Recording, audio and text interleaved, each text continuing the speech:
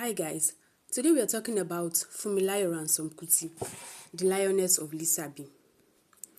The year was 1900 in the ancient city of Abeokuta, Ogun State.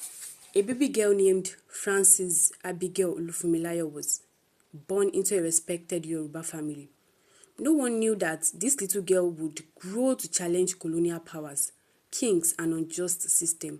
She was bright, she was bold, and she was curious. At a time when girls were told to stay silent, young Funmilayo asked questions. She became the first female student at Abeokuta Grammar School, the first of many barriers she would break. After her early education, Funmilayo traveled to England for further studies, a rare opportunity for a Nigerian woman in those days.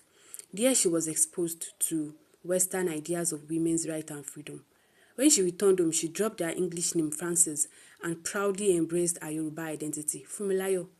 She became a teacher, empowering other women through education. By the 1940s, colonial taxes and corrupt chiefs were oppressing women in Abeokuta. Market women who worked tirelessly to feed their families were being overtaxed by the Alake, the traditional ruler, and the British colonial officers. Funmilayo could not remain silent. She gathered the women, mothers, traders, widows, and formed the Abeokuta Women's Union, one of the most powerful women's movements in African history. We will not pay tax until we have a say in how we are governed, she declared. For days, thousands of women marched to the Alake's palace, singing songs of protest, beating drums and demanding justice. Their chants echoed through Abeokuta, Alake for shame, remove your crown and go. Eventually, their persistence paid off. The Alake was forced to abdicate his throne in 1949. Funmilayo's courage spread beyond Abeokuta. She joined the NCNC and fought for Nigerians' independence.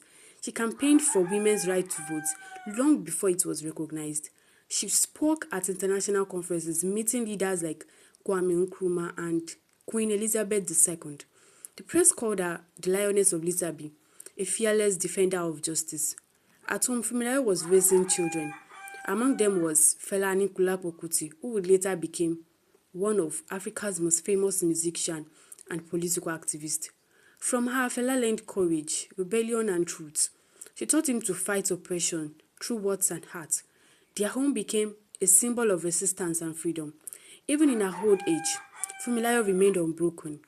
In 1978, soldiers raided Fela's compound, Kalakuta Republic, during a government crackdown. Funmilayo, then nearly 80 years old, was thrown from a second-story building by soldiers. She never recovered from her injuries and died in 1978.